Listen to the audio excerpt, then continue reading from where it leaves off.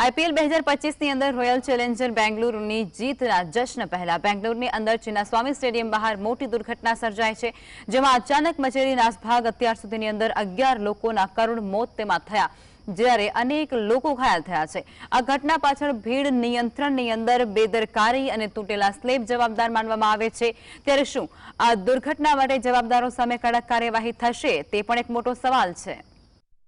આરસીબીના વિજય સમારોહ પહેલા બેંગલુરુમાં નાસભાગમાં અનેક લોકોના મોત તો અનેક લોકો થયા ઈજાગ્રસ્ત। બેંગલુરુ ઘટના બાદ રાજકારણ ગરમાયું। આઈપીએલ 2025માં રોયલ ચેલેન્જર્સ બેંગલુરુની ઐતિહાસિક જીતના જશ્ન પહેલા બેંગલુરુના ચિન્નાસ્વામી સ્ટેડિયમ બહાર મચેલી નાસભાગમાં અનેક લોકોના કરુણ મોત થયા છે, જ્યારે મોટી સંખ્યામાં લોકો ઘાયલ થયા છે। આ ઘટના માત્ર ભીડના કારણે જ નહીં, પરંતુ આયોજન સ્થળે કરવામાં આવેલી બેદરકારીને કારણે પણ બની હોવાનું માનવામાં આવે છે। ટીવી સ્ક્રીન પર દેખાતા આ વિડીયોમાં ચાહકોની ભારે ભીડ, સ્ટેડિયમ બહાર ઉભેલી કાર, ઝાડ, પોલ સહિત બિલ્ડિંગો પર પણ જોવા મળી રહી છે, જેને લઈ અને આ દુર્ઘટના સર્જાઈ। આ ઘટનાએ ભીડ નિયંત્રણ, આયોજનની તૈયારીઓ અને સુરક્ષા વ્યવસ્થાને લઈને ગંભીર સવાલો ઊભા કર્યા છે। Spoken to the police commissioner and all the people. I'm also going little late to the hospital because now lot of trouble is there. I don't want to disturb the doctors who are trying to take care of the patients, and only the exact number is not been still this one. So we are at it. We appeal to all of them to still to be calm. How many people died? That is why we cut off. Lot of programs were there. We didn't want to continue with the program. Only within 10 minutes with one round we just closed it. And we appeal even in the metros, whatever the metros has been jammed. We are not able to start. We are taking a little bit time to see that everything comes to the normal position. We came here in the afternoon and it's been really crowded. We do have tickets, but then since there was a lot of stampedes and all that happening, they didn't let us go inside. And now we're not even inside and not even able to go back. So we're just stuck. And it's been quite some time that we have been stuck here. વાસ્તવમાં Karnataka state cricket association દ્વારા આરસીબીના ખેલાડીઓના સન્માનમાં એક વિશેષ કાર્યક્રમનું આયોજન કરવામાં આવ્યું હતું, જેને લઈ અને હજારોની સંખ્યામાં ચાહકો પોતાની ટીમને ચીયર કરવા અને વિજેતા ખેલાડીઓની એક ઝલક મેળવવા માટે ચિન્નાસ્વામી સ્ટેડિયમ પહોંચ્યા હતા।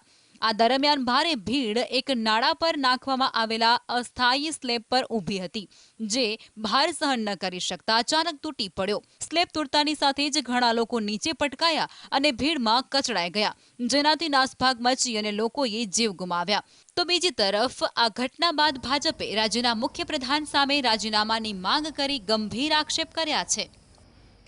एम्बुलेंस भी नहीं थी, बेसिक व्यवस्थाएं नहीं थी। इसका मतलब साफ है कि CM, deputy CM, home minister, इनके लेवल पर बहुत बड़ी चूक और फेलियर हुई है और इसीलिए उनका तुरंत प्रभाव से इस्तीफा होना चाहिए। कांग्रेस पार्टी वैसे तो दूसरों पर बड़े आरोप लगाती है, आज कांग्रेस पार्टी चुप क्यों है? State government has to take complete responsibility on this tragedy. When entire nation was celebrating and entire Karnataka was celebrating RCB's victory, without any proper preparedness, state government's urgency to organize victory rally is the cause for this big tragedy. આ દુર્ઘટના બાદ રાજકીય ગરમાવો પણ તેજ બન્યો છે। કર્ણાટક ભાજપે પોતાના સત્તાવાર એક્સ એકાઉન્ટ પર કોંગ્રેસ સરકાર પર બેદરકારી સહિત અનેક ગંભીર આરોપો લગાવ્યા છે।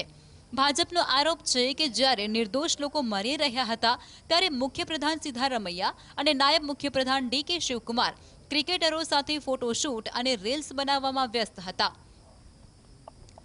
તો બીજી તરફ વડાપ્રધાન મોદી સહિત અનેક નેતાઓએ આ ઘટના પર શોક વ્યક્ત કર્યો છે। જો કે ભાજપ નેતાઓએ રાજ્ય સરકાર પર નિષ્ફળ યોજનાનો આરોપ લગાવી અને તેમને ઘેરવાનો પ્રયાસ કર્યો છે।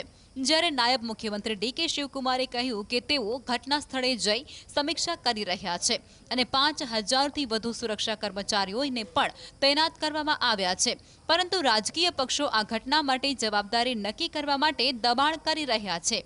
ત્યારે જોવાનું રહ્યું કે આ દુર્ઘટનામાં કોને જવાબદાર ઠેરવવામાં આવે છે કે પછી તપાસના નામે રાજ્ય સરકાર હાથ ઊંચા કરે છે। Bureau report, GST।